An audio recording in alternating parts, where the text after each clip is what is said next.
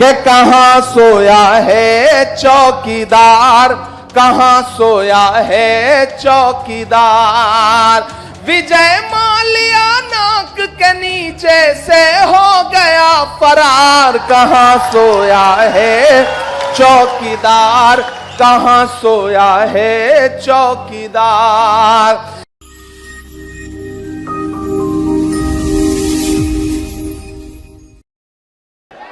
सोहना की ऐतिहासिक विधानसभा के तावड़ू में पिछले 4-5 घंटे से मौजूद यहां हजारों की तादाद में हमारे बुजुर्ग, नौजवान साथी, माएं बहनें, स्टेज पर साथियों से अनुरोध है कि अगर खामोश हो जाए थोड़ी देर तो अच्छा रहे। चाचा फोन बंद कर दीजिए थोड़ी देर। स्टेज पर बैठे लोगों से अनुरोध है वैसे चुप हो जाएं जैसे आजकल अडवाणी जी चुप रहते हैं, बिल्कुल उसी तरह से चुप होकर के बैठे। ये सामने जो लोग बैठे हैं पिछले 5 घंटे से इंतजार कर रहे हैं, इनके सब्र का इतना भी इम्तिहान न लिया जाए। स्टेज के लोगों से गुजारिश है, एक तो इतना बड़ा स्टेज आपने बनाया है कि आजकल जितनी भीड़ लोगों की सभाओं में होती है उतनी तो यहां स्टेज पर है, तो ये भी तावड़ू का जलवा है अपने आप में। दोस्तों, पहली बार आपके दयारे मोहब्बत में हाजिर हुआ हूं। यहां मौजूद अभी मैं सबको बिठा लूंगा। चाचा आप बैठे रहिए, मैं अभी खुद ही बिठा दूंगा, आप बिल्कुल मुतमईन रहिए। मैं सबको एक एक करके कोशिश करूंगा कि जो चुनाव में खड़े हैं उनको भी बिठा दूं। आप थोड़ी देर अब बोलने तो दो मुझे।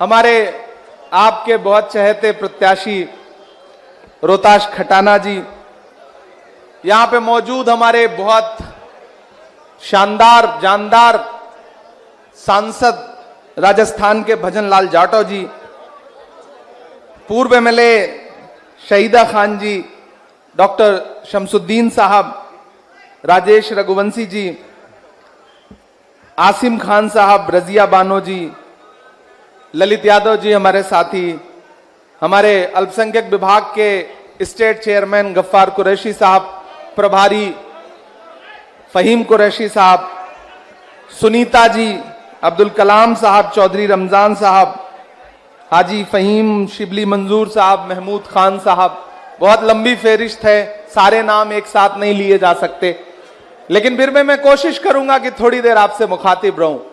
दोस्तों, मैं कल जम्मू कश्मीर में था चुनाव प्रचार में, और मुझे पार्टी की तरफ से आदेशित किया गया कि मैं एनआईटी फरीदाबाद आऊं, फिर उसके बाद यहां आऊं, आपके बीच में आपसे बातचीत करूं थोड़ी देर।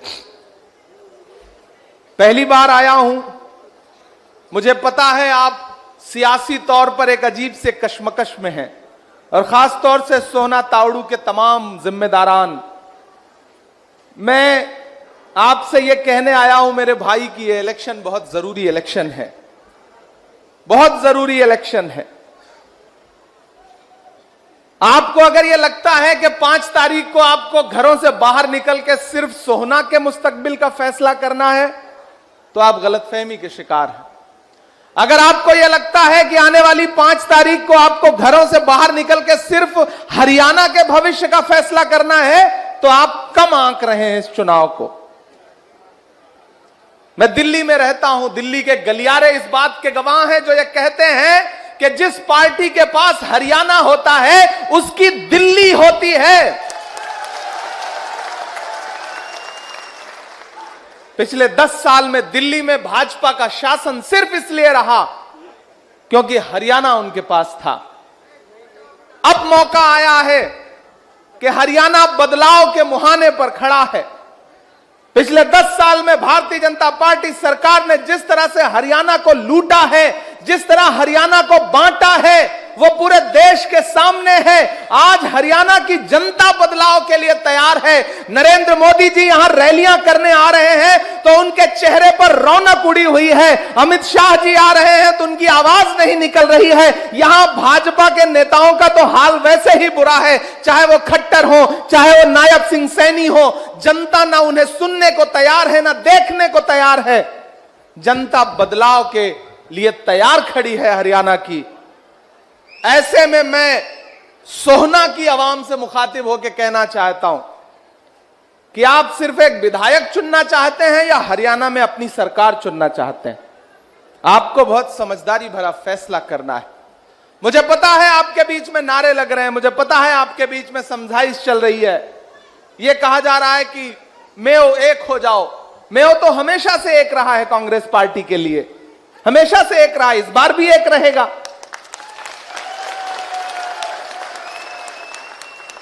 कोई खुशबू न कोई फूल न कोई रौनक, कोई खुशबू न कोई फूल न कोई रौनक, उस पे कांटों की जहालत नहीं देखी जाती। हमने खोली थी इसी बाग में अपनी आंखें, हमसे इस बाग की हालत नहीं देखी जाती। ये जो मेवात की सरजमीन है, ये अपने तेवर के लिए जानी पहचानी जाती है, अपनी खुददारी के लिए जानी पहचानी जाती है।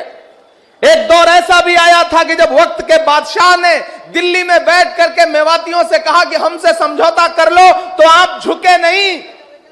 मेवात का जर्रा जर्रा हसन खान मेवाती की तारीख को आज भी याद रखता है। मैं उस मेवात में खड़ा हूं। मेवात मेरे लिए कोई अनजाना नहीं है।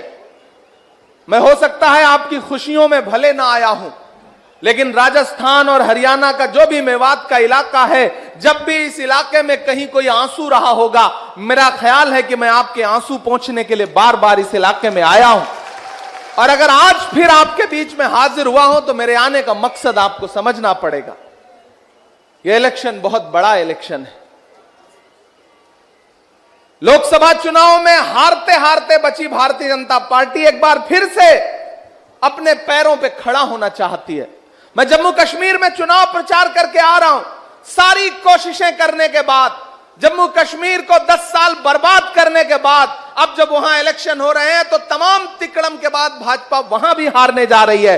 और वहां यह चर्चा है, वहां की आवाम ने मुझसे कहा कि इमरान साहब आप कल हरियाणा जा रहे हैं, हमने तो सुना है कि हरियाणा में एक तरफा कांग्रेस की आंधी चल रही है, कांग्रेस को वहां जीतने से कोई रोक नहीं सकता है।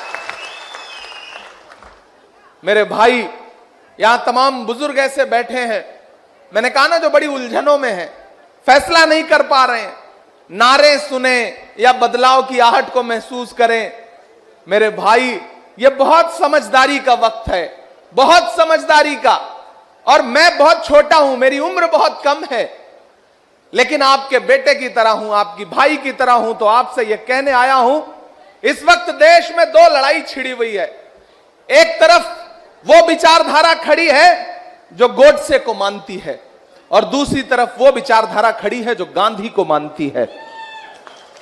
लड़ाई सीधी है और कहीं इधर उधर देखने की भी जरूरत नहीं है, सीधी लड़ाई है। एक तरफ भाजपा खड़ी है, एक तरफ कांग्रेस खड़ी है।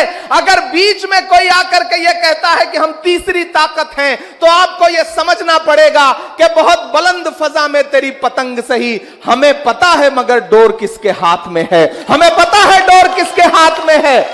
कहां से इशारे किए जा रहे हैं, कहां से बैकअप दिया जा रहा है। मेरे भाई, यह हरियाणा है, यहां बिना 36 कौम का समर्थन लिए न तो कोई सरकार बन सकती है, न कोई विधायक बन सकता है। यह सच्चाई है।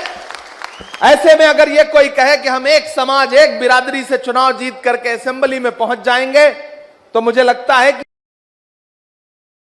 यह एक जुमला है नरेंद्र मोदी के जुमलों की तरह, उससे ज्यादा कुछ भी नहीं। मैं रोहताश खटाना जी के लिए आपके बीच में दामन फैला के ये कहने आया हूं कि मेरे भाई, याद करिए, आज से 2.5-3 साल पहले जब मुल्क में चारों तरफ नफरत का माहौल था, तब दिल्ली में एक इंसान उठ खड़ा हुआ। उसने कहा, मैं कन्याकुमारी से कश्मीर तक पैदल चलूंगा, अपने पैर के छालों की परवाह नहीं करूंगा, एक नारा लगाऊंगा, नफरत छोड़ो भारत जोड़ो। एक नारा लगाऊंगा कि नफरत के बाजार में मोहब्बत की दुकान खोलनी है। मैं चला हूं उस राहुल गांधी के साथ। ये आपके रास्ते गवाह हैं इस बात के, हरियाणा इस बात का गवाह है कि जब राहुल गांधी का काफिला चलता हुआ यहां से गुजरा कश्मीर के लिए, तो पूरा हरियाणा उमड़ के आया था। मैं चला हूं राहुल गांधी के साथ। जब मीडिया मुझसे पूछा करती थी कि इमरान साहब, आप तो शायर हैं, सियासतदान बाद में हैं, आप राहुल गांधी के साथ चल रहे हैं, आप क्या कहेंगे? तब मैं कह देता था कि जो हर जालिम से टकराएगी वो आंधी बनाऊंगा, जो हर जालिम से टकराएगी वो आंधी बनाऊंगा। नए अंग्रेज आए हैं, नया गांधी बनाऊंगा। मैं चला हूं राहुल गांधी जी के साथ। आप तो इस बात पर ईमान रखते हो ना कि मजदूर का पसीना सूखने से पहले उसकी मजदूरी उसे दे देनी चाहिए। रखते हो ना इस बात पे ईमान? मैं रखता हूं, क्योंकि हमारे बुजुर्गों का कौल है कि मजदूर का पसीना सूखने से पहले उसकी मजदूरी उसे दे देनी चाहिए।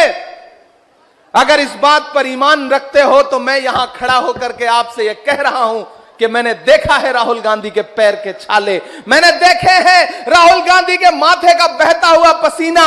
मैं यहां आपसे राहुल गांधी की मजदूरी मांगने के लिए आया हूं, और वो मजदूरी ये है कि रोहताश खटाना जी को जिता करके हरियाणा की असेंबली में पहुंचा दीजिए। ये असली मजदूरी है राहुल गांधी की।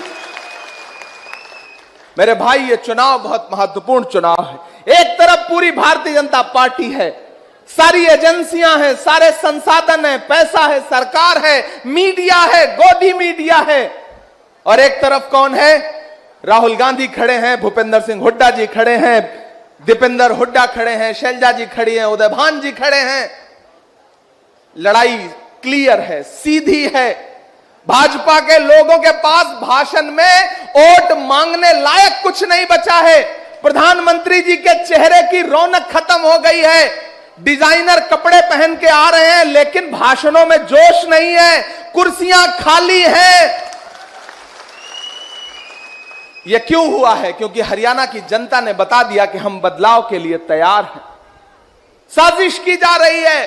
भाजपा बहुत शातिर है। जब वो जानती है कि हम अकेले नहीं जीत पाएंगे, तो फिर वो अपने कुछ सहयोगियों को पीछे के रास्ते से उतारती है, वोट काटने के लिए, बांटने के लिए। अगर आप बंटेंगे इस चुनाव में, तो आप ये जान लीजिए कि आप हरियाणा भी खोएंगे और दिल्ली भी खो देंगे आने वाले दिनों में। मैं तो यहां इसलिए रोहतास जी के लिए आया हूं कि मैं तो इस मिशन पे चल रहा हूं कि मुझको आने वाले दिनों में जब हरियाणा और जम्मू कश्मीर का रिजल्ट आएगा, तो दोनों राज्यों में कांग्रेस की सरकार बनने जा रही है। उसके बाद महाराष्ट्र और झारखंड का चुनाव होगा, उन दोनों राज्यों में भी कांग्रेस पार्टी की सरकार बनने जा रही है। और अगर इन चार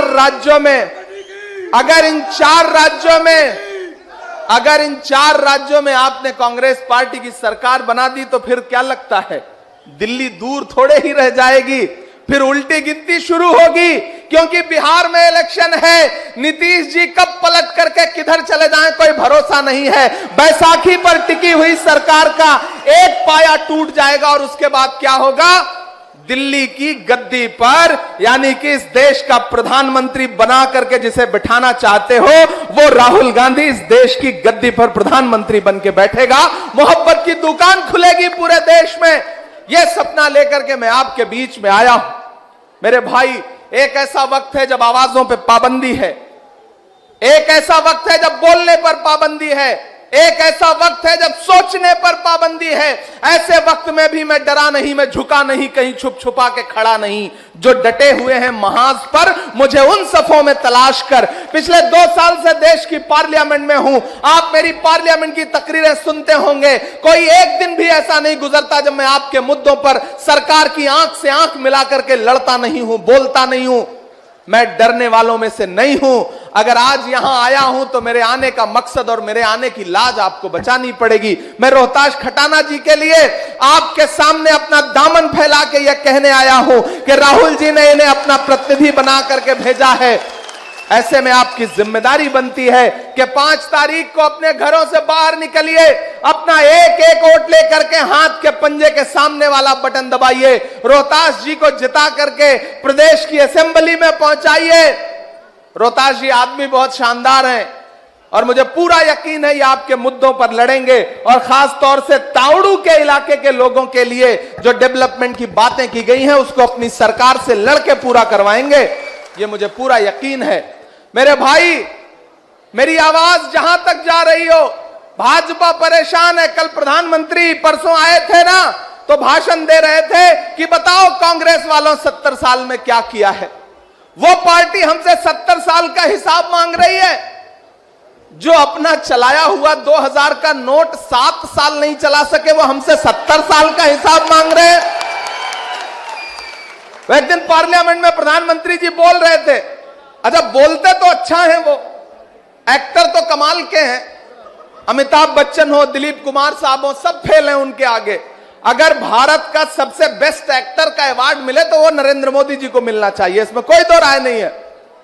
मेरे भाई भाषण दे रहे थे, याद होगा जब रोहित वेमुला को सिस्टम के जरिए मारा गया था तो प्रधानमंत्री जी एक दिन भाषण देते देते भावुक हो गए, आंख से आंसू निकाल लिया उन्होंने।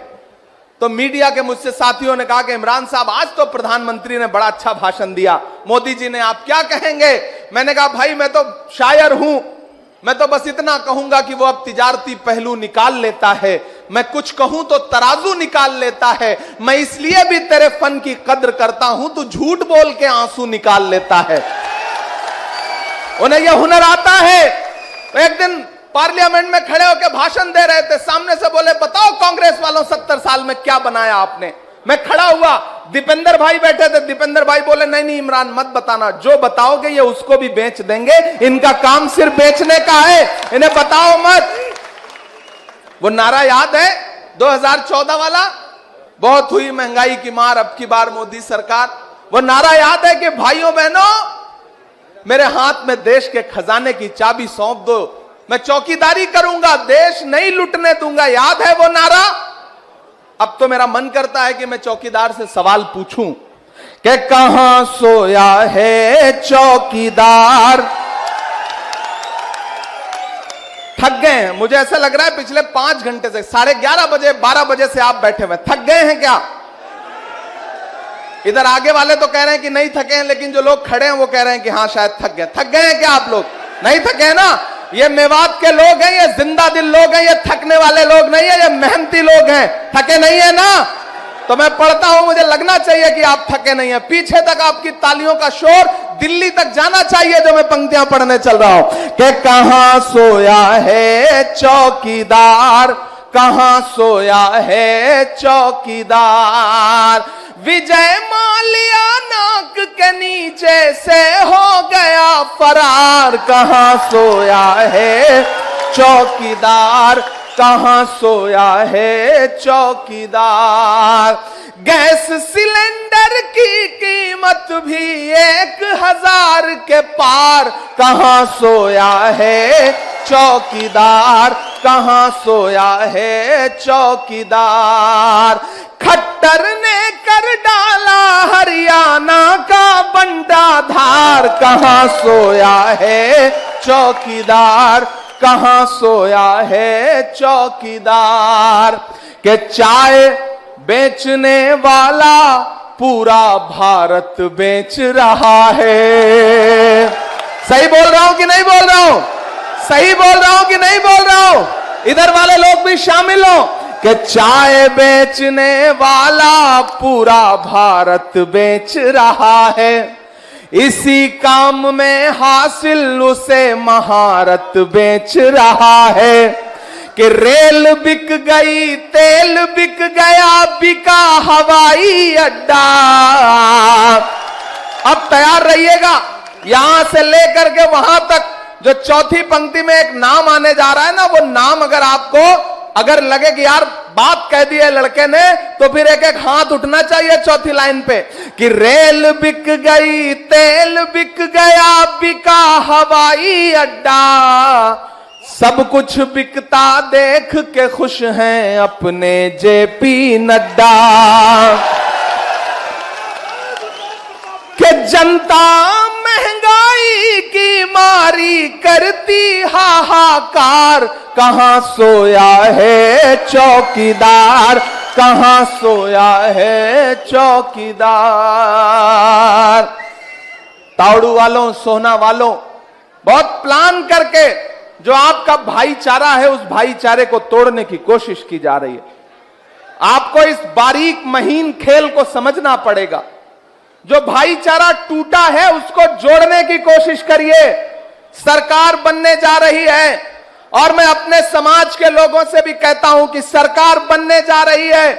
इस बनती हुई सरकार में अपनी भागीदारी सुनिश्चित करो, बंटो मत, किसी झांसे में मत आओ, किसी झांसे में मत आओ। ऐसा ना हो कि बाद में पछताना पड़े, आपके बंटने से भाजपा जीत जाए तो 5 साल पछताना पड़े। इसलिए गुजारिश करता हूं कि किसी झांसे में मत आओ। सरकार बनने जा रही है, रोहतास जी आपके लिए काम करेंगे। अगर ये आपके लिए खड़े नहीं मिलेंगे तो मैं ज्यादा दूर नहीं रहता, दिल्ली में रहता हूं। मेरे घर के दरवाजे आपके लिए हमेशा खुले हैं। मैं आपका हूं, आपका बेटा हूं, आपका भाई हूं, राहुल गांधी का सिपाही हूं। आप मेरे आने की लाज बचाइएगा। 5 तारीख को जब घरों से बाहर निकलिएगा तो यह सोच के निकलिएगा कि आपका हाथ के पंजे के सामने दबाए गए बटन का एक एक वोट सिर्फ रोहतास खटाना जी को नहीं जाएगा, मोहब्बत के उस मसीहा को जाएगा जिसका नाम राहुल गांधी है। रोहतास खटाना जी को दिया गया आपका एक एक वोट भूपेंद्र हुड्डा साहब को जाएगा, दीपेंद्र हुड्डा साहब को जाएगा, शैलजा जी को जाएगा, उदयभान जी को जाएगा। आपका दिया गया एक एक वोट इमरान प्रतापगढ़ी पे आपका एहसान होगा। यह गुजारिश करने के लिए मैं आपके बीच में आया हूं। मेरे भाई मतलब की बात सब समझते हैं, लेकिन बात का मतलब कम लोग समझते हैं। तो आपको बात का मतलब समझना है। जो कह रहा हूं उसको बहुत बारीकी से समझना है। यह प्रयोग करने का वक्त नहीं है, यह एक्सपेरिमेंट करने का टाइम नहीं है। मैंने कहा ना, सरकार बन रही है, हवा है। यह तो सब मान रहे हैं ना कि सरकार बनने जा रही है। अंधे गूंगे आदमी से भी कहोगे ना तो वह आंख बंद करके बता देगा कि हरियाणा में कांग्रेस की सरकार बनने जा रही है। मेरे भाई, मैं उत्तर प्रदेश से आता हूं। मैंने देखा है सरकार न होने का जुल्म क्या होता है। आप भी झेल रहे हैं। सरकार बदलिए, माहौल बदलिए मेरे भाई, मौसम बदलिए। हरियाणा बदल जाएगा तो हम आपको यकीन दिलाते हैं कि दिल्ली बदलने में ज्यादा वक्त नहीं लगेगा, नहीं लगेगा, नहीं लगेगा। इसलिए मेरी गुजारिश है और यहां मौजूद एक एक आदमी से गुजारिश करता हूं कि उठाइए अपना हाथ। जिन्होंने अब तक नहीं उठाया वो भी उठाएं अपना हाथ। जहां है, जैसे हैं, खड़े हो जाइए अपनी जगह और उठाइए अपना एक एक हाथ रोहतास खटाना जी के लिए। 5 तारीख को घरों से बाहर निकलेंगे ना, जाएंगे बूथ पर ना, हाथ के पंजे वाले सामने बटन दबाएंगे ना, रोहतास जी को जिताएंगे ना, इमरान प्रतापगढ़ी के आने की लाज रखेंगे ना, राहुल जी के लिए घर से बाहर निकलेंगे ना। 5 तारीख को घरों से बाहर निकलिए, रोहतास जी को जिताइए। मैं पहली बार आया हूं लेकिन आखिरी बार नहीं आया हूं। 5 के बाद जब 8 तारीख को रिजल्ट आएगा तो यही अनाज मंडी है ना, ये जो जगह है, इसी अनाज मंडी में एक बार फिर आपका शुक्रिया अदा करने के लिए आऊंगा। ये मैं आपसे वादा करता हूं। बहुत बहुत शुक्रिया। जाना है, और भी प्रोग्राम है।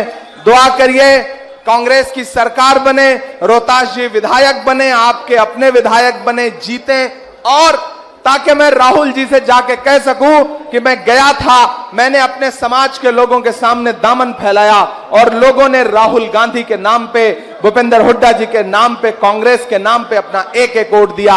बहुत शुक्रिया, बहुत मोहब्बतें। फिर मुलाकात होगी आपसे। Thank you. लगाए इमरान भाई खड़े होकर एक दफा हाथ उठा दे। इमरान भाई हाथ उठा दो एक दफा। इमरान प्रतापगढ़ी कांग्रेस पार्टी हरियाणा के इस तमाम लोगों का बहुत बहुत शुक्रिया।